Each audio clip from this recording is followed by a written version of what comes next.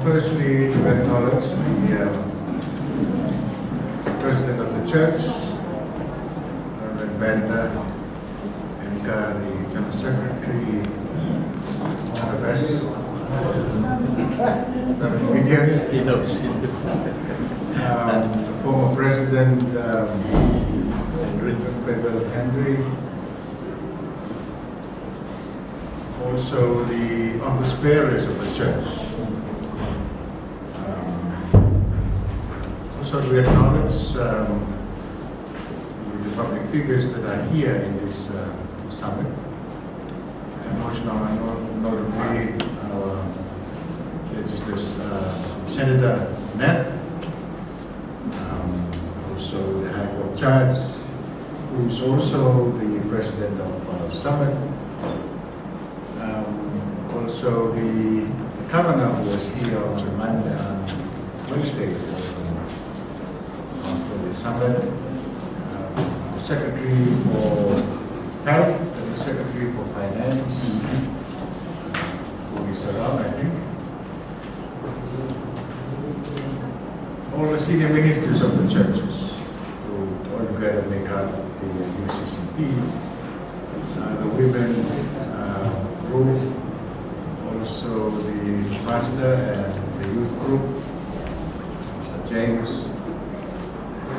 We simply to acknowledge many of you who have made this day possible. There are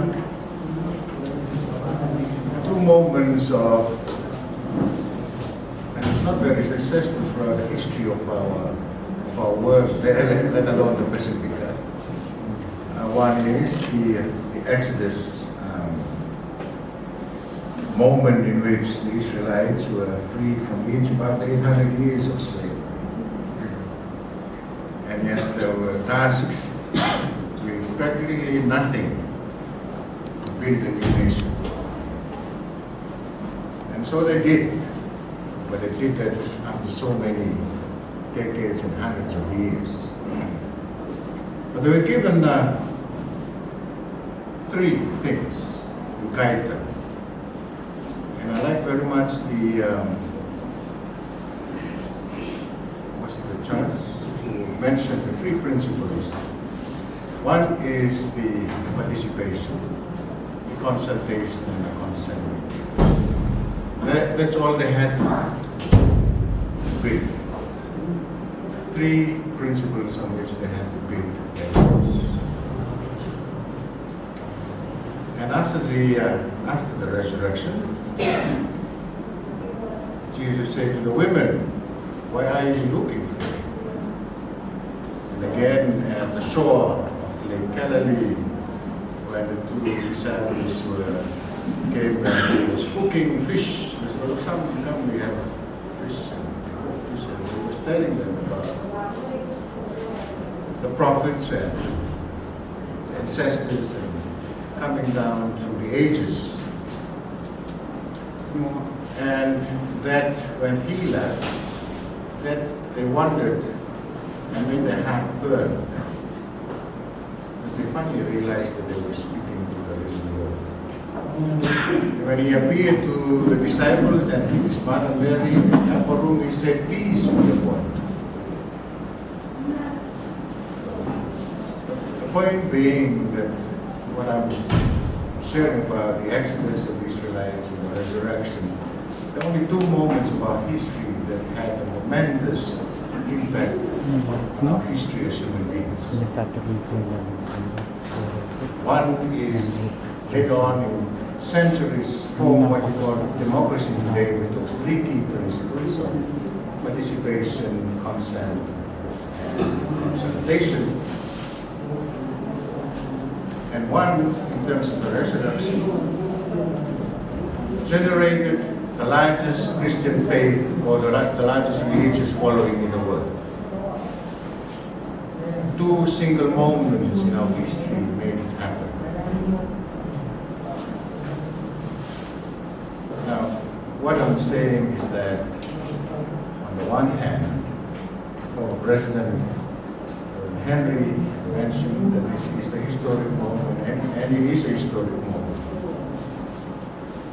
And yet I wanted to say it is not without guidance.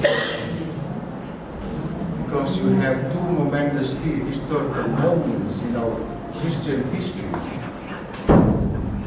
that you can always refer back to. The Exodus and the resurrection.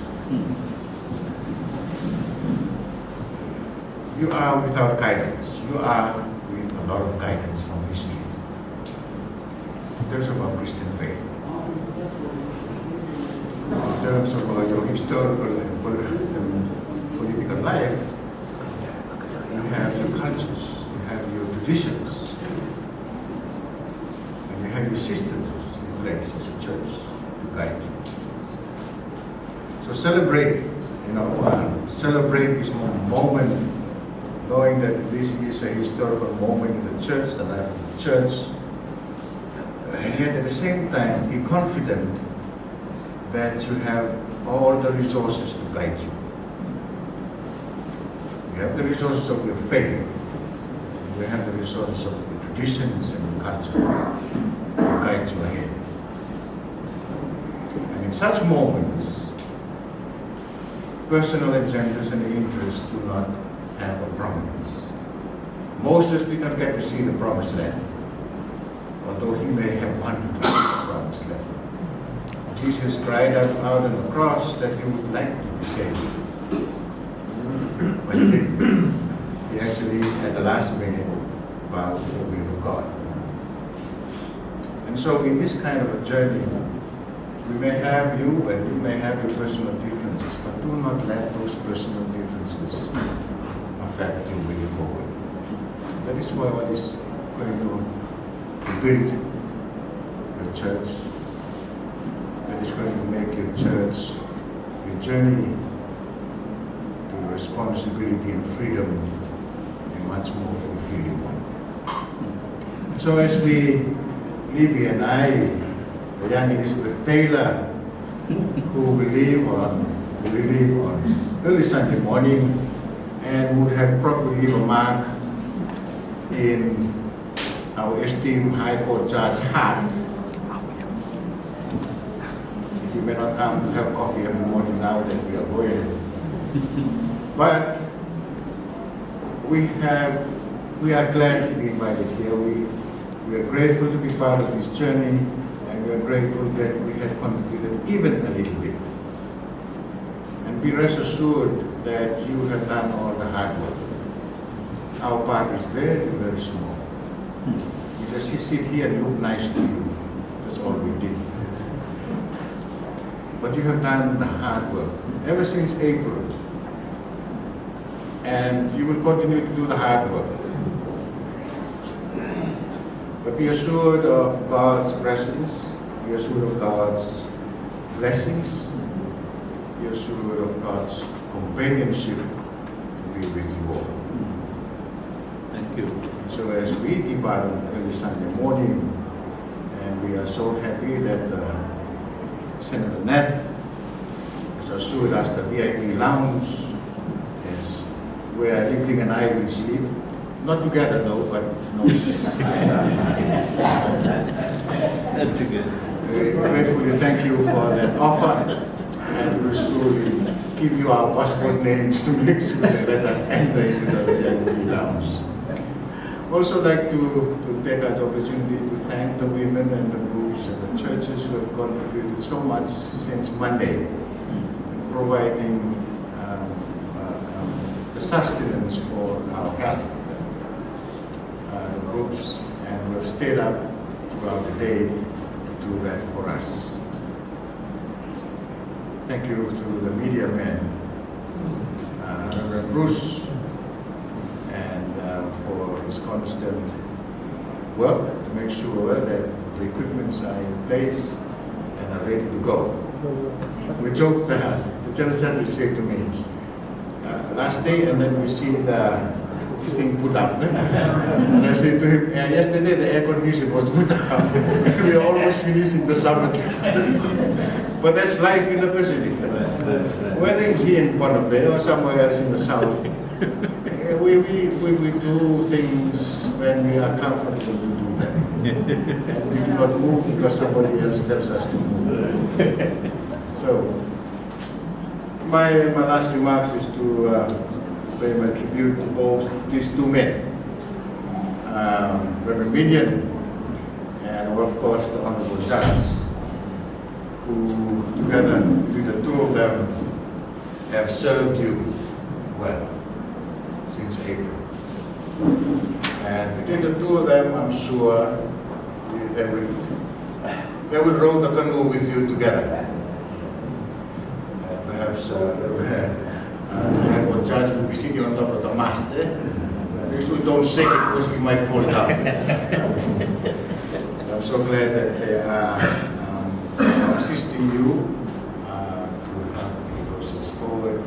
So our heartfelt thanks to the two of you for making this happen. And as the Senator has said, that it is a wonderful occasion to celebrate.